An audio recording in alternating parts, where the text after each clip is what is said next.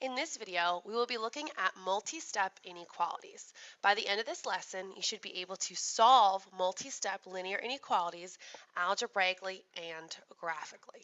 So we're going to take what we did in our last lesson another step further. So let's take a look at some examples. We are going to solve and graph these inequalities. Remember, for an inequality, we can't just solve it because our solutions are always infinite. So we must solve and graph.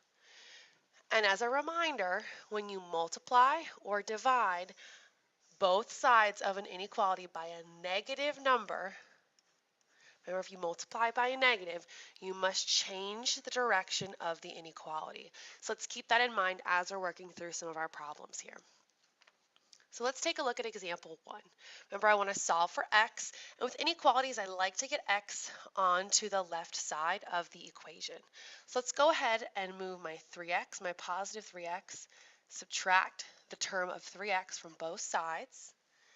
It cancels on my right side, and I have 5x minus 3x is 2x, plus 2 is greater than 10.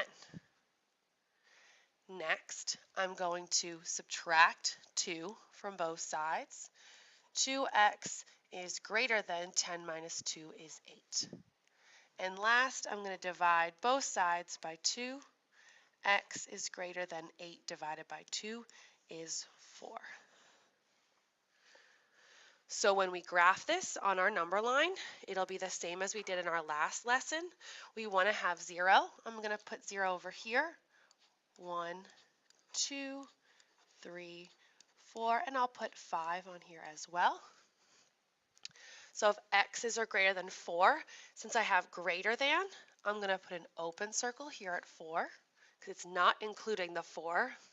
And greater than means I'm going to go to the right. Numbers greater than 4 will be the solution to this inequality. Let's take a look at another example. We're going to move on to example 3. We will return to example 2 in class. For this one, we want to solve for k, just like we would for an equation, but again, it's going to be an inequality, so we're going to have to graph it. So let's go ahead and rewrite negative 6 minus 42k plus, when I get to parentheses, I'm going to distribute. 7 times 1 is 7. 7 times 6k is 42k is less than or equal to negative 2. So all I did in that step is I distributed my 7 to both terms. Now I want to look at the left side of my equation and combine any like terms. Well, I see here I have negative 6 plus 7, which gives me 1. And I see here that I have a negative 42k and then a positive 42k. Negative 42 plus 42 is going to actually cancel out. So I'm just left with 1 on this side. Then I can rewrite less than or equal to negative 2. So I rewrite this nicely. I have 1 is less than or equal to negative 2. Notice that my variable of k is now gone from my inequality.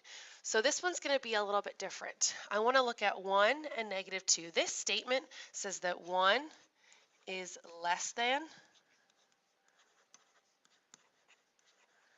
or equal to 2. That's what this means. 1 is less than or equal to negative 2. So we need to figure out if that's true or not. So we're going to determine if that's true or false. So we can use our number line to help us out. If we start putting our number line, remember, let's start at negative 2.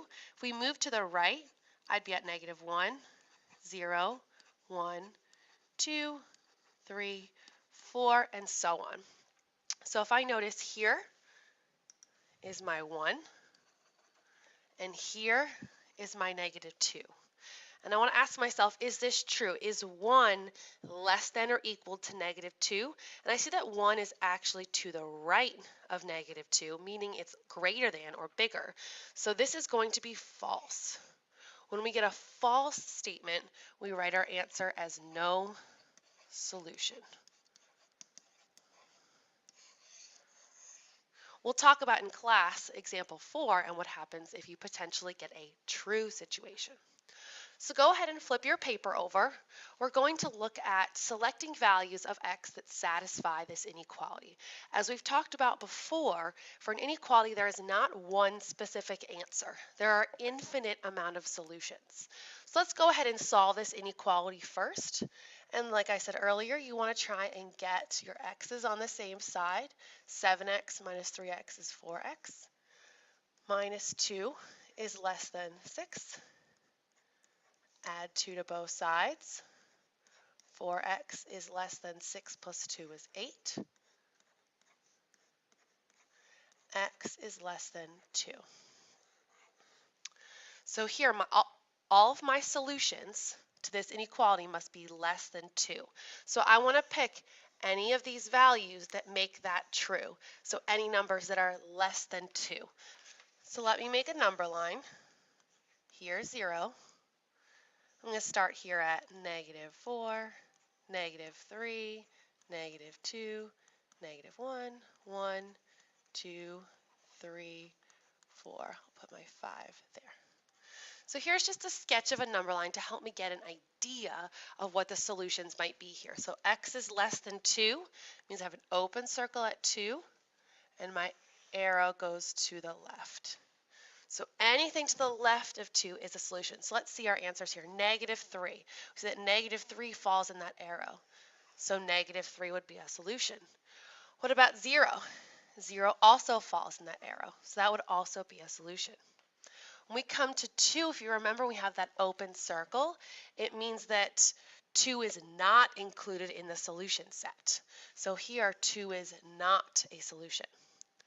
2.1 would be just after 2, again, not in the solution set, and 5 is over here, again, not in the solution set. So drawing your own number line can sometimes be helpful too if you're not given one for the solutions. Helps you see visually where those solutions are, and remember that there are an infinite number of x's that will make this true. Let's take a look at example 6. In this example, we are going to write and solve an inequality to answer the question. So for these, we have to write our own inequality and solve it. We talked about this when we were solving equations and we wrote some equations. It's the same idea, but now with our inequalities. So let's read the question. So we have the yellow cab taxi charges $1.75 flat rate. In addition, so addition, think plus, 65 cents per, remember that word per mile. Katie has no more than $10 to spend on a ride. How many miles can Katie travel without exceeding her limit? So a lot of keywords here. So let's try and write our equation and solve it. So she has to pay $1.75 no matter what. No matter how many miles she rides, she has to pay $1.75. In addition to that $1.75, she's going to pay 65 cents per mile. So 65 cents times x, x representing my miles. She has no more than. She cannot exceed $10, no more than, meaning she's going to be less than or equal to $10. That's how much money she has to spend. So let's figure out how many miles she can travel without exceeding her limit. So when we solve this, we solve it like we've solved all of them. Subtract from both sides the number with no variable. Those will cancel.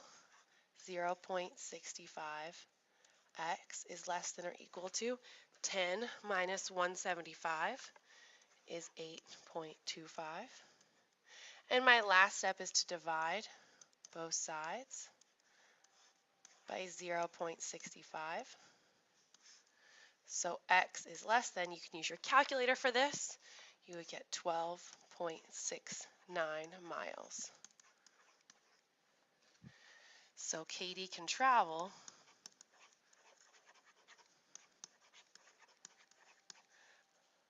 up to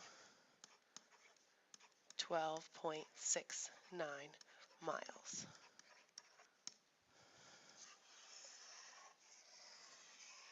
And that is your answer. That's the end of the video for today. Please remember to bring your notes to class so we can finish talking about these examples and going over a few different ones.